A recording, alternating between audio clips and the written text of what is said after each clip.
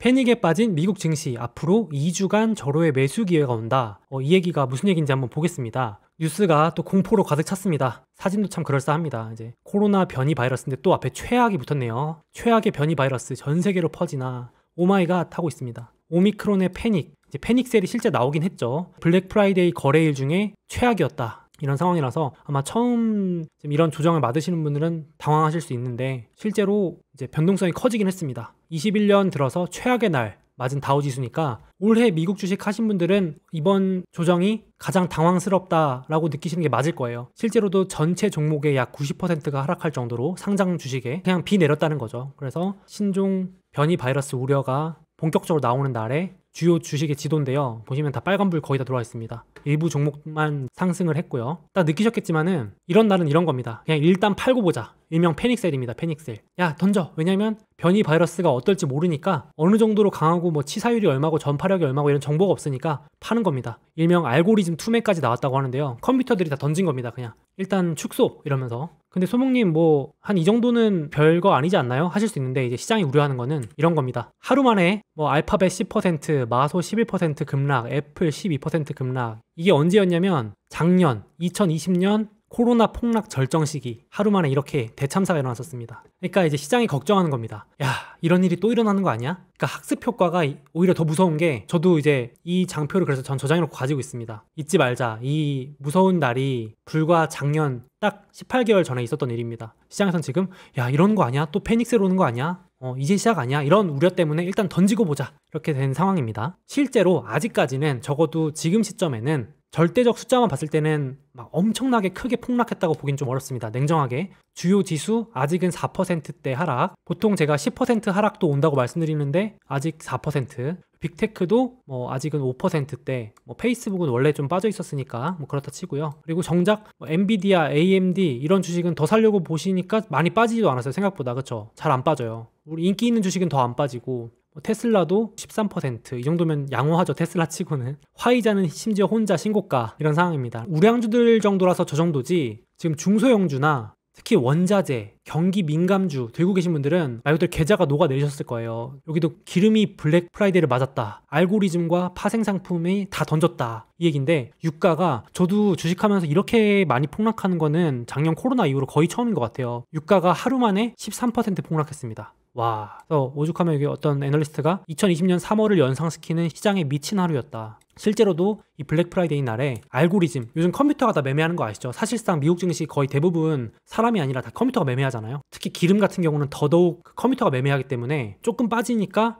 알고리즘으로 컴퓨터가 뭐야 이러면서 시스템적으로 던지고 더 빠지니까 더 던지고 이러면서 변동성을 더 악화시켰죠. 그래서 이제 그런 얘기도 나오고. 그래서 오죽하면 이거는 진짜 지나친 과잉 반응이다. 지금 이 정도 빠지는 거는 최악의 시나리오에서의 가격일 정도로 뭐 일단 투매가 나왔다. 그러니까 패닉셀이 나오고 있습니다 지금. 그래서 이걸 보시고 단기적으로 기회다라고 보시는 분들도 있고요. 오죽하면은 비트코인, 암호화폐 하시는 분도 계시죠. 이쪽도 급락입니다. 물론 뭐 이제 제가 찍는 시점에 뭐 반등한다 얘기도 나오고 이러긴 한데요. 그래도 어쨌든 고점에서 암호화폐 비트코인도 블랙 프라이데이 맞았다 이러면서 20% 빠져 있는데, 사실 한때는 비트코인이 디지털 금이라고 불리면서 금이면 안전자산이라고 불려야 되는데 기사가 나오는 거죠. 디지털 금이라 불리던 비트코인도 바이러스의 피난처를 제공하지 못했다. 그러니까 지금 그냥 놀래가지고 그냥 웬만한 자산에서 돈을 다 빼시는 거예요. 주식, 코인, 유가, 파생상품 이런 데서 돈을 다 빼나가는 거죠. 그래서 비트코인 쪽도 공포 탐욕 지수에서 최악의 공포에 들어선 뭐 이런 상황입니다. 그러니까 일단 다 전 세계 증시 및 모든 자산이 일단 놀라서 빼고 봤다. 약간 이렇게 해석이 가능할 것 같습니다. 거기에 주말 동안 막 뉴스들이 나오는 거죠. 놀라가지고 이제 미국도 지금 바이든이 나와가지고 대통령 나와서 다시 여행 제한한다. 백신 긴급 회의한다. 오미크론 때문에 이제 입국 금지 릴레이가 시작됐습니다. 뭐 보시면 유럽에서도 지금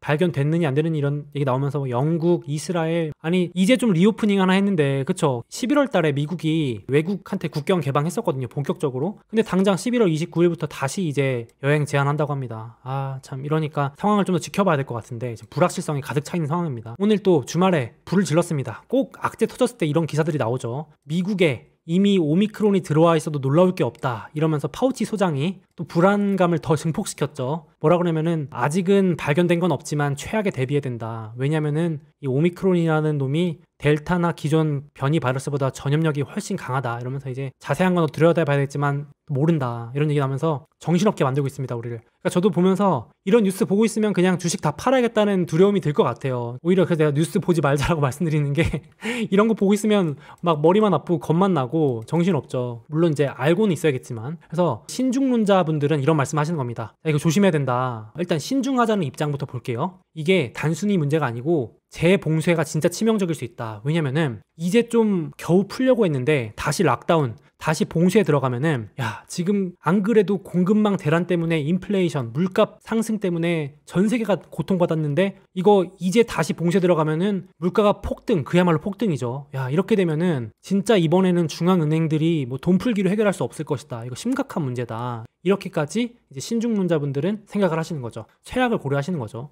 이제 만약에 지금 영상 보시는 분들 중에 야, 진짜 이럴 수 있겠는데 위험하다. 그러면 이제 현금 확보를 하시는 거고 이제 뒤에서 말씀드릴 거지만 아니다 하면은 이제 좀 더 지켜보시고 하시는 거겠죠. 또 다른 신중론 입장은 이런 겁니다. 미국으로 확진자가 얼마나 늘어나는지 확인하고 기다렸다가 매수해라. 좀 지켜봐라. 그러니까 쉽게 말해서 불확실성이 제거된 다음에 매수하라. 이런 이제 좀 안전하게 하자. 이렇게 조언을 해주신 분도 있는 겁니다. 지금 도대체 이 바이러스가 어떻게 생겨먹은 앤지 정보 파악도 안 되니까 시장이 잔뜩 불확실에 가득 차 있는데 좀 기다리자. 그리고 바이러스 정보 나오면 또 백신이 얼마나 효능이 있는지 뭐 또 나온다면 출시가 언제 되는지 승인이 언제 되는지 조금이라도 체크하고 들어가자. 그리고 앞서 말한 것처럼 미국으로 진짜 들어왔는지 혹시 확진자가 있는지 뭐 치사율은 얼마나 되는지 보고 사자. 이런 겁니다. 이제 이게 신중론자분들의 입장입니다. 이제 이분들 입장에서는 좀 보수적으로 보자는 거죠. 그리고 거기다 이제 기술적으로도 올해 내내 나왔던 얘기입니다. 이게 혹시 기억나실지 모르겠는데 10% 20% 조정설이라고 올해 내내 나왔습니다. 뭐냐면은 월가에서는 올해 내내 한 번도 10% 이상 빠진 적이 없거든요. 그러니까 말이 안 된다. 시장이 어떻게 1년에 10%도 한 번 안 빠지냐. 기술적으로도 말 안 된다. 게다가 아유, 이제 연말 다 됐는데 투자자들도 올해 돈도 많이 벌고 한 사람일수록 어차피 수익 확정 지을 거다. 많이 오른 거 팔 거다. 그리고 기관들도 이제 수익률 관리 때문에 올해 굳이 위험 리스크 감수하면서까지 저가 매수 안 들어온다. 이제 기관도 그냥 적절히 분할 매도한 다음에 지켜볼 거다. 이게 이제 일명 윈도우 드레싱이죠. 연말 수익률 관리. 이런 점들도 우려할 만하다. 뭐 이런 얘기까지도 나오고 있습니다. 자, 근데 반대로 낙관론 얘기도 들어봐야겠죠. 결론부터 말씀드리면 저는 낙관론자임을 밝힙니다만 이겁니다. 신중론자분들 말씀도 맞지만 결국은 불확실할 때가 싸게 살 수 있는 기회 아니냐. 비이성적으로 투매가 나오고 패닉셀이 나왔을 때 좋은 주식을 싸게 살 수 있지. 나중에 불확실성 다 사라지고 확실하게 되면은 저기 꼭대기에서 사야 되는 거 아니냐. 이제 그럼 더 비싸게 사야 된다. 이렇게 말씀을 하시는 겁니다. 양측 다 입장이 이유가 있는 거죠. 혹시 제 영상 꾸준히 보신 분들은 기억하실지 모르겠는데요. 제가 이거 가끔씩 보여드리거든요. 지난 2주 전에 제가 이렇게 올렸습니다. 탐욕지수가 80을 넘었다. 너무 과열이다. 근데 어느새 이렇게 분위기가 식어가지고요. 지금은 공포 초입 31로 들어갔습니다. 30 밑으로 내려가면 극단적 공포거든요. 주식시장이 그냥 패닉을 한 겁니다. 저랑 이렇게 차분하게 말하는 게 안 되고 그냥 다 던지는 겁니다. 그냥. 근데 이게 신기하게 쉽게 말하면 탐욕이 있을 때 한 80 넘어가면 아이러니하게도 한 고점 부근이고 30 밑으로 내려오면은 희한하게 또 약간 저점 부근이 됩니다. 그러니까 고점과 저점을 맞추는 거는 불가능한데 대략적으로 참 신기하게도 이 인간의 탐욕과 이 공포가 이제 어느 정도 힌트를 주더라. 이거는 이제 참고할 만한 자료다 이렇게 해서 보여드리는데요. 실제로 이제 코로나 바닥 때 이 공포 지수가 거의 0에 근접했었죠. 그리고 10월 조정 때도 제가 그때도 보여드렸는데 한 20 부근까지 갔었습니다. 이제 머리 아프다 하시는 분들은 이 공포 탐욕 지수의 공포가 한 30에서 20 사이에 올 때 매수하고 그런 방법도 있습니다. 그렇게 하시는 분들도 있어요. 진짜 주변에. 소목님 저는 그냥 남들 공포라 그럴 때 공포 지수 극단적으로 갔을 때만 삽니다. 이런 분들도 있어요. 그리고 남들 다 좋다 그럴 땐 반대로 좀 팔고요. 뭐 이런 분들도 있습니다. 아무튼 근데 지금 이제 공포 구간 초입에 접어들고 있습니다. 30일입니다. 지금 30일이에요. 물론 힘들겠지만 남들 다 공포라 그럴 때 사는 연습을 좀 하려고 하고요. 남들이 다 탐욕이라 그럴 때는 조금 지켜보던지 현금 확보를 하던지 이런 방법을 같이 한번 써보면 어떨까 해서 말씀을 드리고 있습니다. 적어도 이 탐욕 구간에서만 안 들어가도 크게 잃지 않더라고요. 개인적인 생각입니다. 이거는. 근데 진짜 지금 시장이 많이 놀랐어요. 보세요. 최근 30년 동안 공포지수, 이 빅스 지수라고 들어보셨을 텐데요. 공포지수가 얼마나 많이 오른가 봤더니 이번 금요일이 역대 4번째 급등입니다. 하루 만에 공포지수가 54% 오른 거는 1990년 이래로 네 번째. 엄청나죠. 저도 보고 깜짝 놀랐습니다. 야, 시장이 완전 놀랐구나. 화들짝 놀랐구나. 예, 이렇게 공포지수가 급등한 상황이라서 지금 일단 놀라 있는데, 실제로 2020년 3월에도 공포지수가 급등하고 시장이 빠졌었죠. 그리고 매번 공포지수가 급등할 때 시장은 빠지고, 공포지수가 급등할 때 시장은 빠지고, 이번에도 공포지수 급등하니까 시장은 빠지는 상황입니다. 약간 반대로 움직이거든요. 데칼코마니처럼. 그래서 어떤 분이 통계를 내본 거예요. 공포지수가 급등한 다음에 시장은 어떻게 됐는가 통계를 내봤더니 30년 동안 공포지수가 급등하고 나서 결국은 최대 오래 하락해봤자 6개월이었다는 거예요. 그러니까 결론부터 말씀드려서 공포지수 급등했을 때 분할 매수했으면 돈 벌었다는 겁니다. 여기 초록색은 돈 벌었다는 얘기거든요. 이번에는 어떻게 될지 모르겠지만 적어도 과거 기록상 공포지수가 극도로 급등하고 사람들이 공포에 질렸을 때 사서 냅뒀더니 보통 3개월에서 6개월 지나면 다 수익으로 들어오더라. 초록불이 들어오더라. 길어봐야 3개월에서 6개월이다. 이런 얘기를 하고 있는 겁니다. 저는 의도적으로 이제 이런 걸 보면서 무섭지만 공포에 분할 매수해놓는 것도 나쁘지 않지 않을까 이렇게 생각을 하고 있고요. 물론 더 길어질 수도 있고요. 어디까지나 과거의 자료니까요. 여기도 누가 표시해놨습니다. 공포지수 이번에도 급등했는데 과거 급등했을 때마다 이제 저점이었다 이런 얘기를 하는 건데요. 물론 코로나 때처럼 공포지수가 더 급등하면서 조정이 더 길어질 수 있습니다. 그래서 그런 건 참고만 하시는 건데 적어도 탐욕이 끼었을 때보다는 공포에 매수하는 게 낫지 않을까 하는 개인적인 생각을 저는 이제 낙관론을 펼쳐봅니다. 그래서 여러분 여기 이게 그거라면서요. 바이러스 이름 붙이는 기준표라면서요. 알파 바이러스, 베타, 감마, 델타 이러면서 쭉쭉쭉 갔는데 여러분 혹시 여기 뭐 과거 기억나세요? 이런 바이러스 있었나요? 아이오타 바이러스 뭐 람다, 뮤 이런 바이러스 있었는지 기억하세요? 그러니까 이번 게 오미크론인데 이거 참고로 기사 막 나더라고요. 시 바이러스는 넘어갔다면서요. 이게 약간 시진핑을 특정할 수 있어서 바이러스 건너뛰었다면서요. 기사 나오더라고요. 오미크론으로 간 이유가 이건 제 개인적인 음모론이 아니고 뉴스 기사가 났으니까 가져온 겁니다. 개인적인 생각은 아닙니다. 아무튼 제가 말씀드리고 싶은 거는 우리 이런 바이러스 다 겪어내고 이겨내 왔잖아요. 이번 오미크론 바이러스도 잘 견뎌내지 않을까. 아니 사실 이거 오미크론 또 해결하고 나면 또 뭐 시그마 바이러스니 뭐 해서 오메가 바이러스까지 나오지 않을까요? 매번 바이러스 나올 때마다 우리가 당황할 필요는 없지 않나. 그래서 물론 지금 또 공포를 불러일으키는데 개인적인 생각으로는 또 나중에 오미크론 바이러스라는 게 있었는지도 기억 못하지 않을까. 뮤 바이러스, 람다 바이러스 뭐 엄청 많았는데 모르겠습니다. 제가 너무 만만하게 보는지 모르겠는데 긍정적으로 생각을 하려고 합니다. 어쨌든 지금 상황에서는 수많은 변이 바이러스 베타, 알파, 델타 그리고 이제 또 나오는 거 아니냐 얼마까지 오르려고 그러냐 이러면서 이제 바이러스에 대한 공포 이런 게 있는 상황인데 개인적으로는 우리 미국 증시가 이런 수많은 바이러스를 뚫고 우상향 해왔으니까 또 이번에도 그렇게 할 수 있지 않을까. 좀 더 떨어질 수 있지만요. 거기에 이제 또 한 가지 더 이야기를 덧붙이자면 이렇게 주장하시는 분들도 있습니다. 아니 지금 만약에 바이러스 때문에 불확실성이 더 생기면 금리 못 올린다. 돈 거두기 못한다. 지금 이런 상황에서 어떻게 해? 심지어 기사가 테이퍼링도 철회하는 거 아니야? 라는 추측성 기사까지 나오고 있습니다. 그러니까 실제로 불프 이날 이후에 바로 금리 인상 확률이 확 내려갔습니다. 전 세계 중앙은행 금리 인상 확률이 내려간다는 얘기는 아이고 내년에 돈 못 거두겠네. 그 얘기는 돈 푸는 거 계속 하겠네. 이거 지금 바이러스 때문에 이렇게 또 국경 봉쇄하면은 보조금 또 뿌려야 되는 거 아니야? 막 이럴 정도로. 그래서 증시에 유명한 이 격언이 있죠. 배드 뉴스 is good news라고. 아이러니하게도 이 경제에 나쁜 뉴스가 증시에선 좋은 뉴스다. 유동성에 돈 풀기에 대한 뉴스다. 이게 참 아이러니하죠. 경제는 박살나는데 주식은 오른다. 이런 되게 유명한 문구인데 또 이런 게 아이러니하게도 뭐 성장주나 이런 주식한테는 좋을 수 있다는 말입니다. 낙관론자분들의 입장은 여기 나와 있습니다. 만약에 이 오미크론인지 뭔지 모르는 변이 바이러스가 강력할수록 대부분의 중앙은행들이 기대했던 통화 긴축의 필요성을 심지어 무효화할 수도 있다. 이런 경우에 금리 인상 6개월 늦출 것으로 예상한다. 야, 이러면 이제 증시는 또 아이러니하게도 오를 수도 있는 그런 상황이 되겠죠. 이미 그래서 이제 금리는 빠지고 있습니다. 벌써부터. 그래서 왜 하필 2주라고 말하냐. 그 이유가 뭐냐면 전문가들은 백신 무력화 가능성 등 오미크론이라는 변이 바이러스를 파악하는데 2주가 걸릴 것 같다. 그러니까 2주 전까지는 추측성 기사밖에 없는 겁니다. 누군가의 발언 한마디에 올랐다가 내렸다가 올랐다 내렸다가. 그래서 여기도 앞으로 최소 2주는 있어야 제대로 된 데이터가 나온다. 그게 약 12월 10일 정도까지거든요. 여기. 그러니까 제가 어떻게 뭐 날짜까지 정확히 맞추겠냐면은 이 부분까지는 불확실성 때문에 증시가 요동칠 수 있다. 이렇게 개인적으로 보수적으로 생각은 하고 있습니다. 그러니까 저는 낙관론자지만 이때까지는 좀 조심하자 이렇게 생각을 하고 있고요. 또 하필 12월 15일 날 또 연준 의장이 나와서 어떻게 말하느냐에 따라서 불확실성이 상당히 달라질 수 있습니다. 여기 나와 있지만 새 변이 바이러스 출현으로 인해서 침체 우려가 다시 커진 만큼 12월 14, 15일 날 FOMC라는 금리 결정하는 회의에서 이 연준 의장이 얼마나 시장을 지원하는 결정, 발언을 해줄지에 따라서 증시가 또 요동칠 수 있는 거죠. 그래서 아무래도 개인적으로 보수적으로 봤을 때는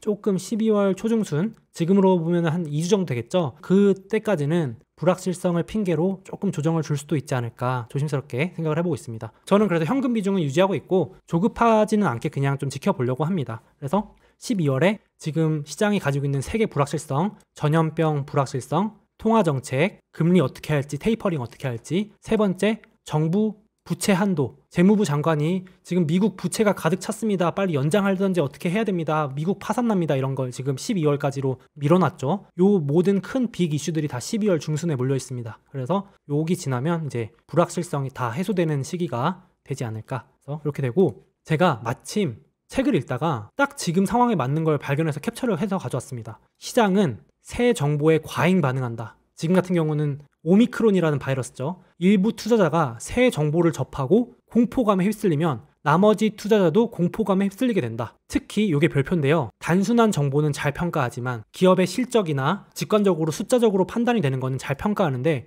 복잡한 정보, 지금 같은 변이 바이러스, 정보가 없는 혹은 너무 복잡한 정보가 미치는 영향은 잘 평가하지 못한다.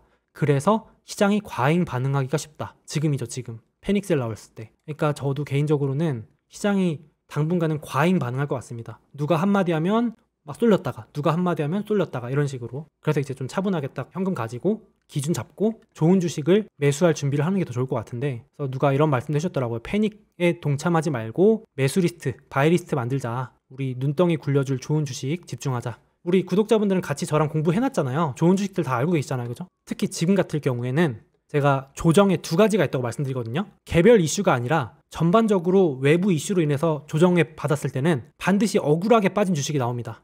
지금 그거거든요. 그러니까 예를 들어서 제가 봤을 때 마소는 지금 빠질 이유가 없거든요. 예를 들어서 마소는 돈 버는데 아무런 잘못을 한 게 없는데 시장이 그냥 던지니까 같이 빠졌단 말이죠. 예를 들어서 저는 이제 마소가 만약에 더 빠지면 매수 찬스다, 이렇게 생각을 할 수 있겠죠. 억울하게 빠진 주식들이 나올 수 있습니다. 시장이 투매를 하면은. 그래서 전체 시장 조정일 때 우리가 사고 싶은 주식 잘 째려보다가 억울한 놈을 골라내는 것도 한번 방법이지 않을까. 그래서 우리 올라갈 때 평소에 공부 잘 해놨다가 용기 내서 이때 사자는 게 이 말입니다. 드디어 이제 뭐 기다렸다고 말하면 좀 그런데요. 이제 조정이 왔으니까 우리 평소에 같이 여러분들하고 구독자분들하고 같이 공부해놨으니까 타이밍을 노려서 한번 분할 매수, 좋은 주식에 한해서 해보면 어떨까 싶습니다. 이럴 때일수록 우량한 주식들로 포트폴리오를 재정비하면 어떨까 싶은데요. 일단 시총의 상위 10개 주식부터 가져왔습니다. 그래서 지금 보시면 참 아이러니하게도 애플은 마이너스 5.4%, 마소 5.7% 이렇게 빠져 있는데, 여기 제가 일부러 이 자료를 오늘 가져왔습니다. 여러분들 판단에 좀 더 참고를 하시라고. 이게 뭐냐면요, MDD라는 게 최고점 대비 얼마나 빠졌었는지를 나타내주는 표인데요. 무슨 말이냐면 올해 애플이 가장 많이 빠졌던 게 고점에서 약 18% 정도 빠졌다는 겁니다. 요걸 보면 이 주식이 변동성이 얼마 정도 되는지를 참고할 수 있습니다. 보세요. 마소랑 알파벳은 올해 최대 하락폭이 8%, 9% 정도밖에 안 됩니다. 그러니까 마소, 알파벳은 변동성이 작은 주식에 가깝다는 거죠. 적어도 올해 기준으로는. 반대로 여기 테슬라 보세요. 테슬라는 올해 최대 하락폭이 36%입니다. 그냥 고점에서 3분의 1이 날아갑니다. 고성장주라서 그렇습니다. 엔비디아도 고점에서 25%가 날아갑니다. 시가총액 4분의 1이 날아갑니다. 그러니까 변동성이 큰 고성장주는 더 떨어질 수 있다고 생각하고 보수적으로 보셔야 됩니다. 그렇게 참고하시면 좋겠습니다. 그래서 소목님 어차피 뭐 애플도 10% 빠지면 사고 마소도 10% 빠지면 살까요? 그게 아니고 마소 같은 주식은 10% 빠지는 일이 진짜 많이 없습니다. 그러니까 마소는 이제 조금 더 분할 매수를 빠르게 해도 되고, 테슬라나 엔비디아 이런 주식은 산다면 좀 더 천천히 분할 매수를 시간을 두고 보수적으로 해도 된다, 이렇게 보실 수도 있을 것 같아요. 이걸 참고하셔서. 저는 그렇게 합니다. 그렇게 한번 참고해 주시면 좋겠고요. 변동성이 큰 주식과 변동성이 작은 주식을 분할 매수를 다르게 해도 괜찮습니다. 무조건 뭐 10% 빠지면 산다 이렇게도 해도 되지만요. 근데 개인적으로 애플, 마소, 알파벳 같은 경우는 제 기준에는 아직 안 왔습니다. 저 참고로 뭐 마소도 들고 있고 애플도 들고 있는데 추가 매수하기에는 아직은 조금 뭐 더 떨어지면 사고 아니면 뭐 어쩔 수 없죠 라고는 생각으로 가지고 있습니다. 지금은 그냥 올해 사놓은 주식들 가만히 가지고 있습니다. 딱히 뭐 하는 거 없이 그냥 지켜보고 있습니다. 엔비디아가 한 15% 빠진다 그러면 이제 더 살려고요. 개인적으로는. 제가 워낙 좋아하는 주식이어서 뭐 이런 식으로 제 나름대로 기준을 좀 가지고 만들어 놨습니다. 그래서 이렇게 참고하시면 좋을 것 같고요. 초우량주들 플러스 여러분들 관심 종목 리스트 이렇게 참고하셔가지고 분할 매수 줍줍 한번 해보면 어떨까 싶습니다. 이 그림도 참 제가 좋아하는 그림인데 진짜 이럴 때일수록 이 기업이 뭘로 돈 버는지 주가가 아니라 비즈니스 보면 어떨까. 요거 숫자만 보고 있으면 더 헷갈리거든요. 그거보다는 내가 마소 왜 샀더라, 알파벳 왜 샀더라, 내가 엔비디아 왜 샀더라, 뭐 이런 본질적인 걸 보시는 게 더 좋을 것 같습니다. 그러면 덜 헷갈리더라고요. 이거 보면 더 헷갈려요. 숫자만 보고 있으면 뭘로 돈 버는지가 핵심 아닐까. 이럴 때일수록 내가 왜 샀더라 한 번 더 생각해 보시면 좋을 것 같습니다. 잠깐, 설마 아직도 미국 주식 수수료 다 내고 하시는 건 아니죠? 이베스트 투자증권 계좌 개설하시고 이벤트 신청하시면 부담없는 수수료 0.07%로 우대받으실 수 있습니다. 당연히 실시간 시세도 무료로 제공됩니다. 그리고 저의 책을 드리는 이벤트도 있는데요. 계좌 개설하실 때 이벤트 코드에 소모임 입력해 주시고 딱 100만원 이상만 거래해 주시면 모든 분들께 이 책을 증정해 드립니다. 자, 꿀팁입니다. 50만원어치 주식을 샀다가 50만원어치를 팔아도 100만원 거래 금액이 채워지겠죠? 이건 우리끼리만 아는 비밀로 하시죠.